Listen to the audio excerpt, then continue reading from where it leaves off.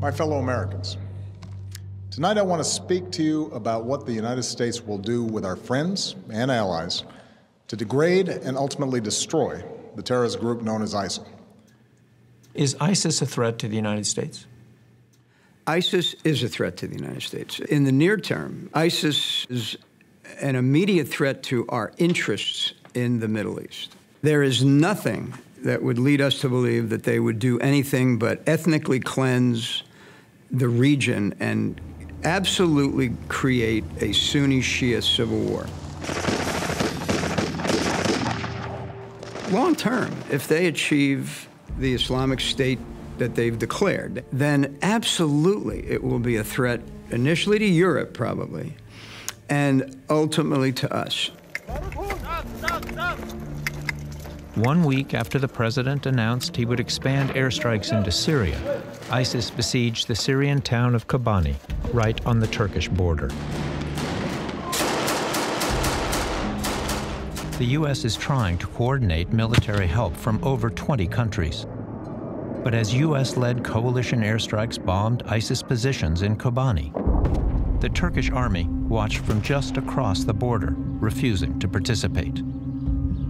It's a regional issue. Turkey is a very obvious example. Which way is Turkey going now? It comes down to the sectarianism of the area, so it's an issue which Iran and Saudi Arabia have to address as well. All those countries really have to get together to say, are we prepared to at least shelve our differences and find a way that we can sort out this dreadful mess that has emerged in Syria and Iraq? Our interventions into this part of the world have not gone well in the past. So there's a lot of people who are going to say, look, I mean, I just don't see these guys as an immediate, imminent threat to the United States.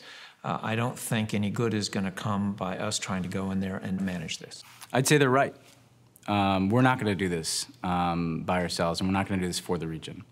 We're not going to have large U.S. forces on the ground to do this. The only way that you're going to solve this problem is if you get the countries and governments of the region invested in it. Today, ISIS is in control of large parts of Syria and Iraq. The U.S. is hoping that Iraq's new Prime Minister, Haider al-Abadi, a Shiite, can get Iraq's Sunni tribesmen to once again turn against ISIS. Without their trust and support, the Iraqi forces cannot win.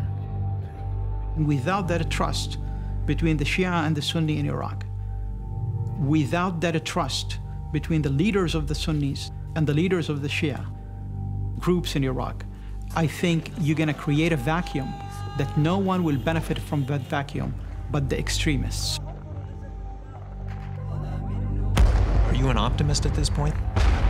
No, I'm not an optimist. I mean, I'm 41 years in the military, and I've spent, as I said, it seems to me 7 or 8 of the last 12 years working these very issues in and around Iraq or Afghanistan or wherever else. This is the right campaign plan, but I'm pragmatic. And every campaign's assumptions have to be revisited as the campaign evolves. And some of these assumptions are actually, I have no doubt, are going to be challenged. This morning, the committee receives testimony from the chairman of the Joint Chiefs of Staff. In recent testimony, General Dempsey stated that the president may have to reconsider his pledge not to send in U.S. troops. My view at this point is that this coalition is the appropriate way forward. I believe that will prove true. But if it fails to be true, and if there are threats to the United States, then I, of course, would go back to the president and make a recommendation that may include the use of U.S. military ground forces. If General Dempsey does come to the point where he says we need to introduce boots on the ground, will the president reconsider? The president's view is that we do not need to do this with U.S. combat forces on the ground. I take that as a no?